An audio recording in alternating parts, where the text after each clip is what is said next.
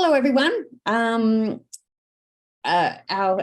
technician, Ross, is busy working so that I can see some faces, because I do like to see faces.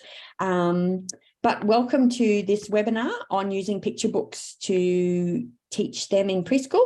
I'm coming to you live from the Gold Coast, where it's a beautiful day, so I hope that it's nice where you are too. So let's get started. Oh, yes, sorry, I should have said my name is Kym Simoncini and I am an Associate Professor at Queensland University of Technology up in Brisbane. So why picture books? And we've had quite a good turnout today, lots of numbers. And my colleagues very generously said, oh, it's because it's you, Kym. And I was like, no, it's not me. It's because early childhood people love picture books. And so, I know that I'm preaching to the converted here, but just as a little reminder, why we love children's books so much, because, it's such a great place to teach and model new vocabulary. And in fact, books have greater variety of words than any other media source. So apps, TV, all of that, books just have so much more, and everyday conversation too, because there are so many words that we use in books that we don't use in everyday conversation. So it's probably the reason I love books so much, is because of, English has such great vocabulary, and that's where you find those great words in books. I don't know about you, but there are lots of words I know from reading, particularly more adult words, that actually I don't know how they're pronounced because I read them, but I don't hear anyone ever talk about them or say them in their conversation. Anyway, look, I'm sure that you all use books to introduce new concepts and to expand children's worlds. I often talk about, mirrors and windows in children's literature. So we need both. Children need to see their own worlds and experiences reflected in the books that they read or are read to, but they also need to look out into those mirrors to see other people's experiences and lives. And of course, there's all the literacy elements when we read. We're teaching and reinforcing those print conventions so that in English, we read from left to right, top to bottom, and front to back. And then also about, that words, when we say words, the words on the page are actually the words that we're reading aloud, so that there is a correspondence to what we're saying to what's written on the page. And that's really important for children to know. And then, of course, there's all those wonderful things about rhyme, alliteration, and prosody, which is just expression.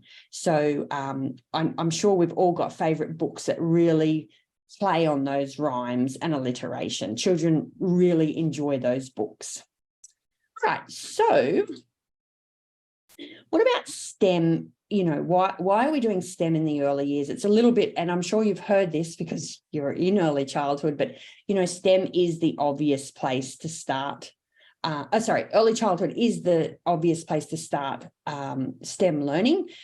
Children are very capable, as I'm sure you know, but sometimes I think we underestimate just how much children are capable of, and waiting to school for them to start learning about STEM is too late. It's a little bit like, don't worry about anything.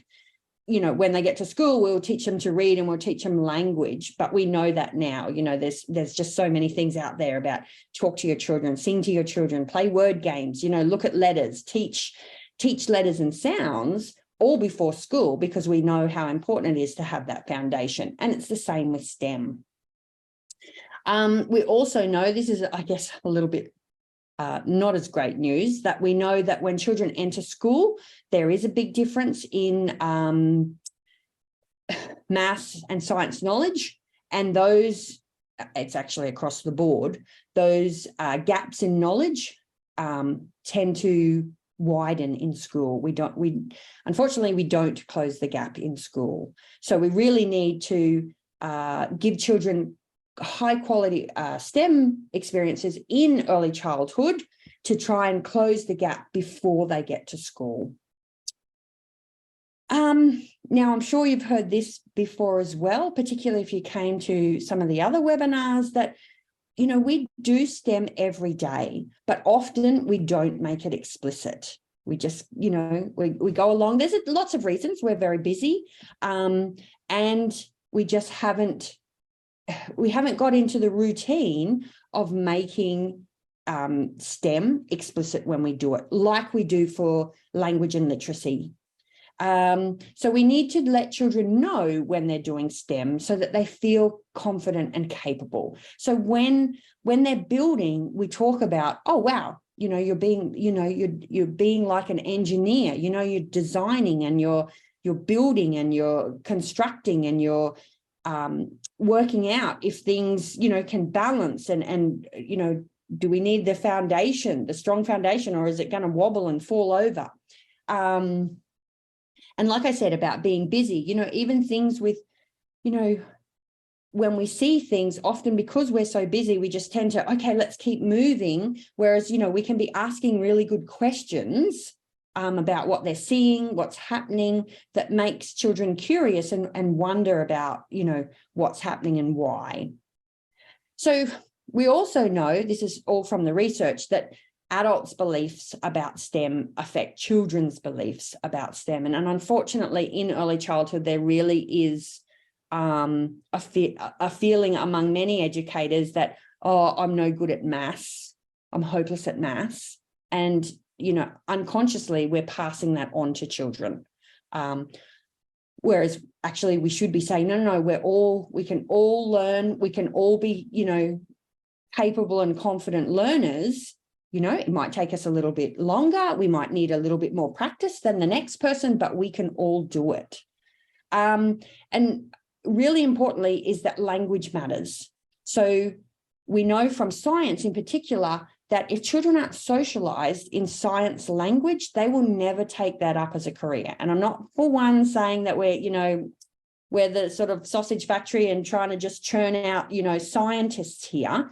But the fact is, if you don't feel confident and you don't have the language, there's just no way that you're going to go into a STEM field or choose those subjects later on at university or even in high school. You know, I often think about it to do with, you know, church, for example. So if you didn't go to church as a child, or you went to a different church and then you go to some church, you know, a particular church, and, you know, they have the language, there is a definite language. But if you don't know that language, you're like, not for me, thanks, and sort of exit. And so that's why, you know, and it's exactly the same for STEM. You know, when people are using that language about predicting and hypotheses and methods and all of that, and I'm talking later on, children who haven't grown up hearing those words go, I don't know what you're talking about. And no one wants to look like an idiot. And I mean, no one. So you just go, okay, that's not for me. Yeah. But if we can teach them words and for them to feel confident in those young years, appropriate words, then, you know, they go on through the years thinking, no, I can do this. This is an option for me. And that's what we want. So I've just put up on this slide, there's a couple of resources that are freely available on the web that really helped me with my journey about STEM in the early years. So, and I know that you'll have access to these slides later. So yeah, do look them up, particularly if you are interested in learning more. I've also written a few conversation articles related to STEM, special reasoning blocks. So if you're interested, again, you can look those up, and they, you know, do have links. So if you want to do further reading, you can click on those links and find the papers and the research behind them. All right, so for those of you who are not familiar with ELSA, it is the Early Learning STEM Australia program. And I was part of the original pilot where we worked with 100 preschools across Australia. It was fantastic. I was so pleased to be part of that pilot program. And I'm pretty sure that we still have people who were part of that original program, which is fantastic. So obviously it is a play-based program that has children's apps, but a family app and educator app. But most importantly, and what sets us apart from other programs, is that we use the experience represent or ERA loop. So we start with an experience, and I'm here to say that books are an awesome experience, where we do these off-app activities or experiences. And then the represent is when, the children do use the apps. And then again, the apply, we get off the app again and do hands-on activities, that build on what they've learned through the app and that first experience. So when we did the pilot and we brought together these 100 educators around Australia, I said, why don't we get them to bring a book? It's a great icebreaker. People are happy. The numbers here, we've got 66 people. It's because people like books. So, and people aren't shy to talk about books. You might be shy about, getting up and talking about STEM, but I think everyone is very happy to talk about their favourite books and why they're their favourite books. We asked them to bring a book that they thought taught STEM, and then they could, bring that along and share. And then during the workshops, we introduced them to STEM practices and STEM habits of mind, which I'll just show you in a moment. And we asked them to look at the books that they had brought with them and to write a book review using the lens of STEM practices or the habits of mind. So again, today's really about thinking about all the books that you've got in your library, ones that you might, in the future buy, and looking at them through a STEM lens. So this is the STEM practices. So there are ideas, methods, and values. And the STEM practices really are, I guess, from early childhood all the way into university. It's across a real wide age group. Whereas the habits of mind, I developed these when I first started, I guess, on my little STEM journey. I developed them because I couldn't see any resources for parents and educators about STEM. So unlike literacy, where if you go to the doctors, if you go to the library, if you go to any sort of community centre for families, or you will find, I don't know how many pamphlets, brochures on teaching literacy and language at home, from birth. Not very many en masse and none on STEM. And so I wanted to, and again, based on all that research that shows that children really need to feel confident and capable, and those early experiences really matter, I developed these to give people a shared vocabulary to talk about STEM. And this is aimed at early childhood. It's not aimed at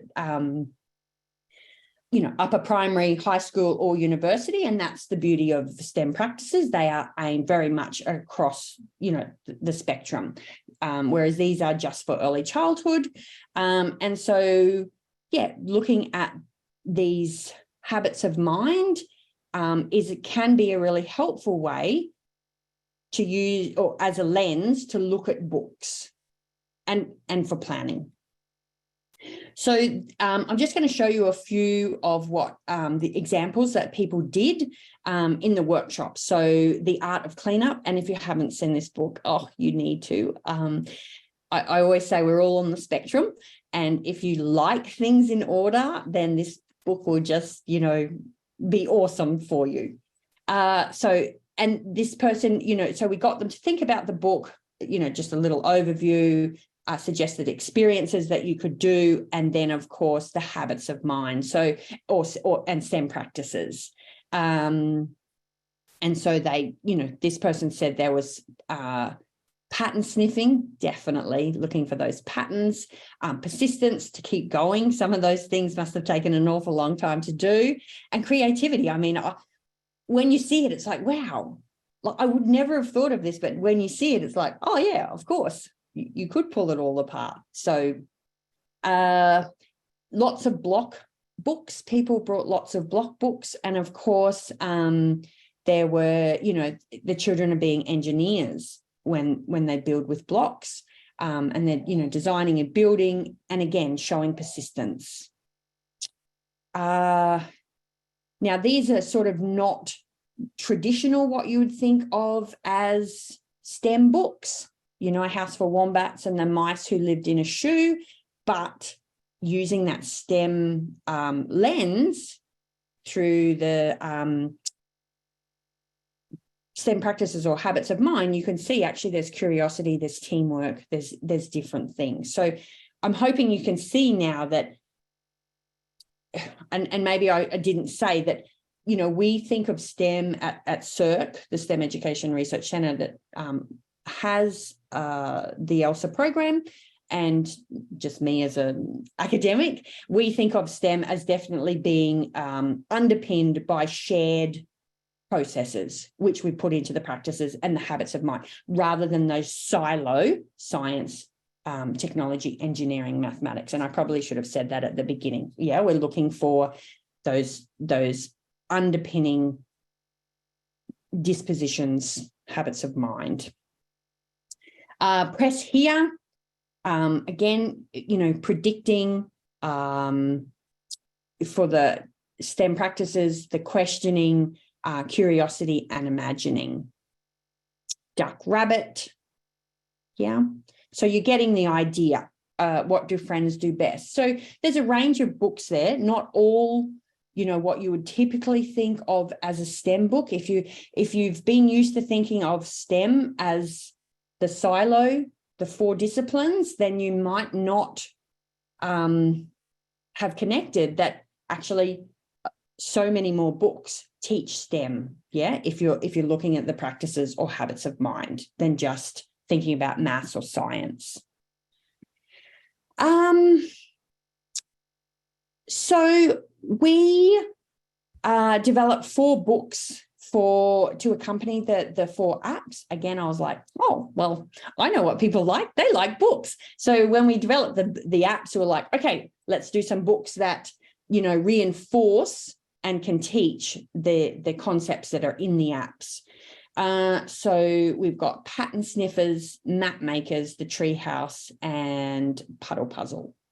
And we were able, because, it was a pilot program that went for several years, we did some research about, those books and how helpful they were, and, were they using them, and what were they doing with them? So we had 50 people who, agreed to be part of the research, 49 females, 1 male.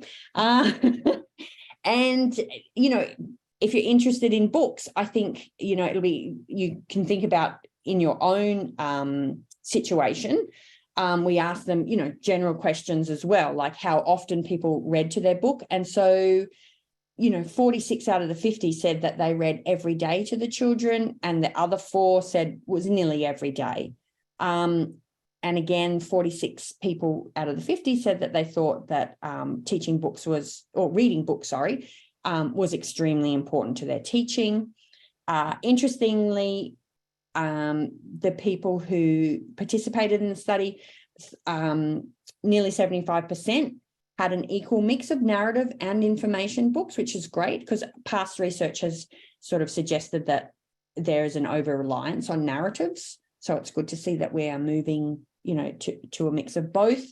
And it was great to see that there was, again, nearly that 75% with both children and teachers choosing the books. Yeah. When we asked why people were reading to children, the number 1 answer was really related to language and literacy skills, which, is no is no surprise. That's what we've always focused on. And certainly I'm not saying, you know, we should be throwing that out. I'm just saying when we read books, yes, there is language and literacy, but we could also teach them at the same time. And of course, a little bit linking back to what I started with about introducing new topics and concepts for enjoyment, to foster a love of reading. And it's really great that we do want children to love reading, and especially now with so much, I guess, competition from screen time, you know, I think it's even more important to get children to love reading, because like I said, the language that is used in apps and videos and cartoons and TV shows is nothing compared to the language that is used in books. And then to develop imagination. So only two out of 50 talked about STEM. So even though, you know, like this was ELSA, they knew. So, you know, if you think about, wanting to please the researcher with the answers, that really didn't happen because they all talked about other things and not STEM. So it just goes to show that people aren't used to thinking about STEM when they use picture books. I'll just let you read this. This was one of the reasons that people gave for reading.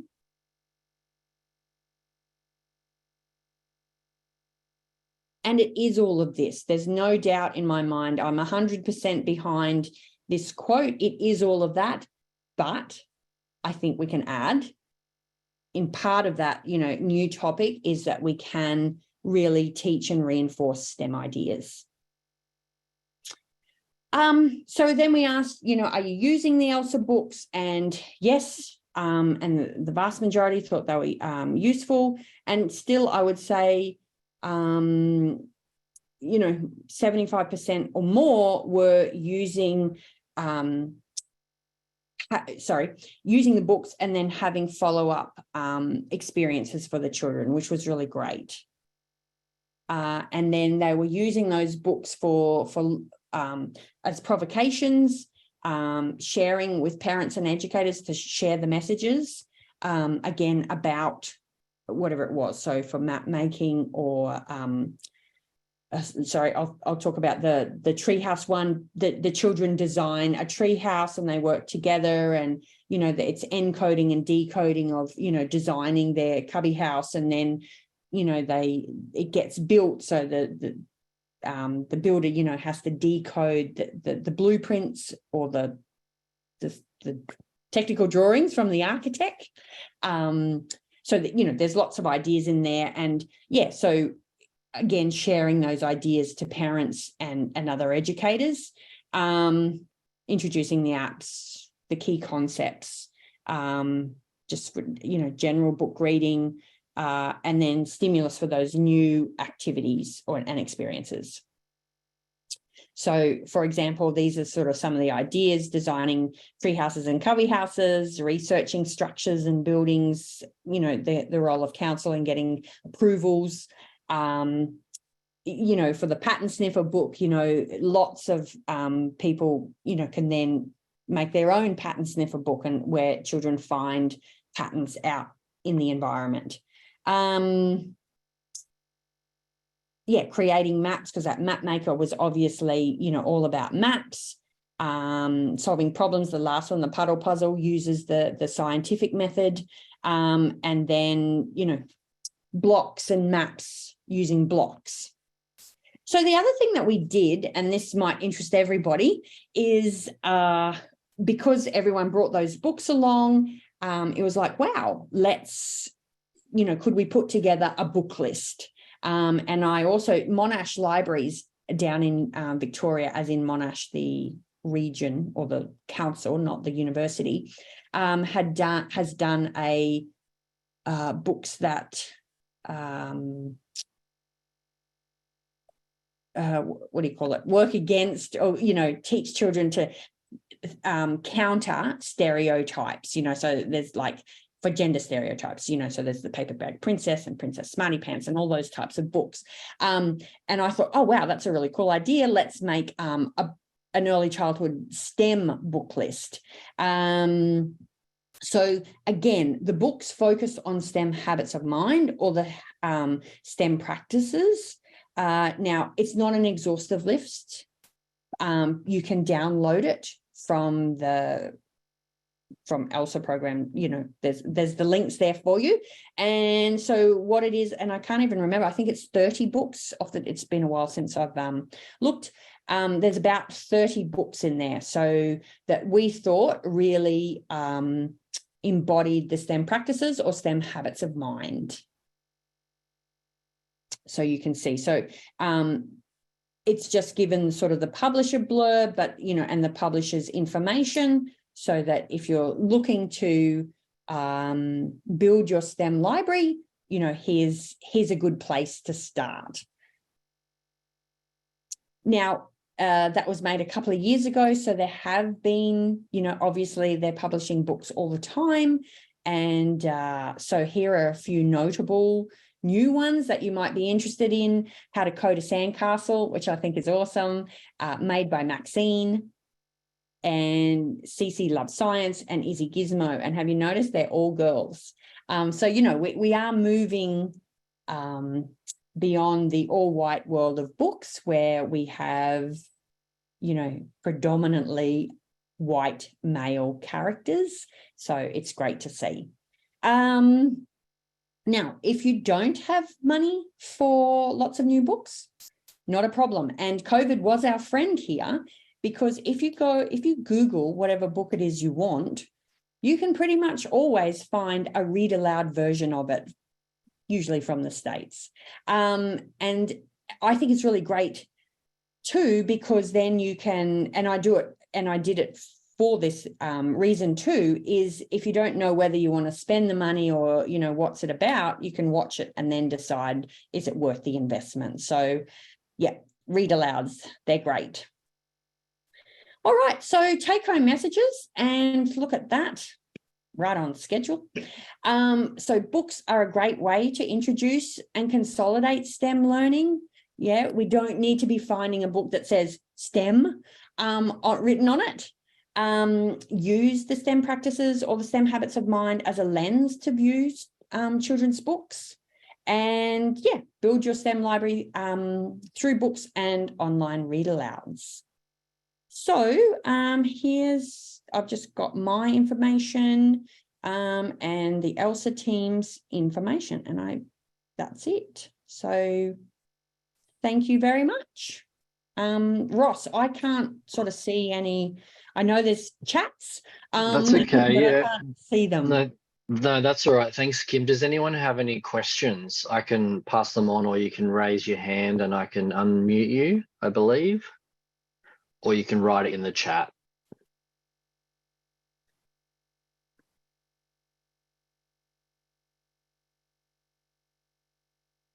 Everyone's just gotten all the information they needed, Kim's.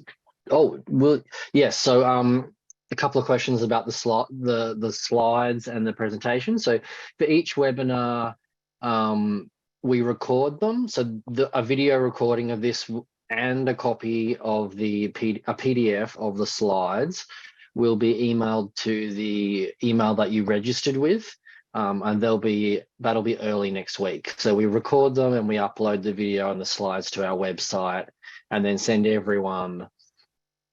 And yes, you can actually buy the 4 picture books that Kim co-wrote for ELSA from the ELSA website.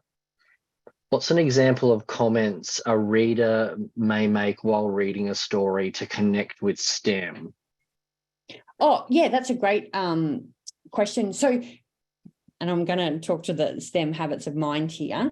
So when you talk about a character, you know, you can talk about, okay, well, what are the habits of mind or the practices that they're showing? Yeah. When they get frustrated, like in, is it The Most Magnificent Thing? And a lot of them where they're trying to make something, they get frustrated because it doesn't work, but they keep coming back to it. And you know, so persistence is a big one in terms of STEM habits of mind. But, you know, the block ones that, you know, they're engineering, in the science ones, you know, there's a lot of predicting, there's counting, measuring, sorry. Yeah. So that's how I would do it, is link it back to those STEM habits of mind so that they can see how the character is doing it. And then you could link it to, and remember when you tried to make the tower and it kept falling over, but you kept persisting. I hope that helps. Thanks, Kym. There's another question. Do you have any examples of Aboriginal and Torres Strait Islander perspectives and STEM?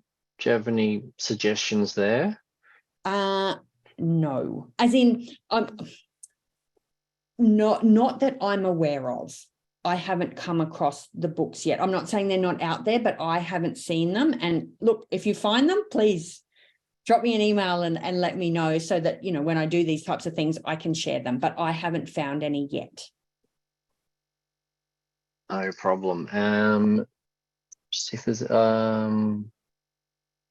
my favorite response to children is, what do you think? What are your ideas, as well as noticing, comparing, right? Thank you, Anne.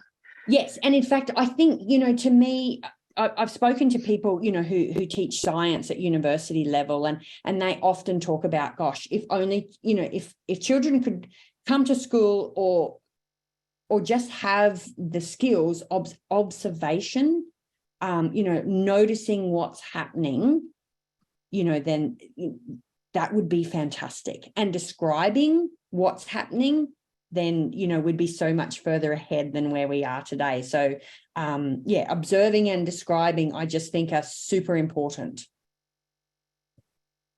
Oh, thank you. Yeah, first scientist. So, yes, I'm always happy to, get new suggestions for the books, because, like I said, it isn't an exhaustive list, and new ones keep coming up. And then there's, some really old ones too that, are out of print and things. So, please let me know. And that's great. And there's been a few people saying they love the STEM habits of mind that you developed, and a few questions about that. So, yes, it is linked from this PowerPoint that will be sent to you. I also just put a link in the chat. It's on the Circle website, but you'll get an email next week with all of this, and it'll link to the STEM habits of mind as well. Yeah. And I mean, I was just thinking, like, if you were, I'm not sure where everyone's working, but, if you have other staff, then you could probably do what we did with ELSA in those first workshops and get, like, if you wanted to share a little bit, obviously today, you could share the webinar with your other educators and teachers that you work with, but you could do a similar thing in a staff meeting. You could get everyone to bring a book that they think really teaches STEM and discuss and look through those different lenses. Great. Yeah, so I hope it was useful, and go out and find some STEM books. Thank you so much, Kym, and thanks everyone for attending, and we will send you all of this to your email as well, and we'll have another round of webinars in July, I believe. Yes, and please, so I just saw quickly someone say, like to get in contact. Yes, please email me. No worries at all. She won't bite. No. Okay, thanks everyone. Have a great weekend.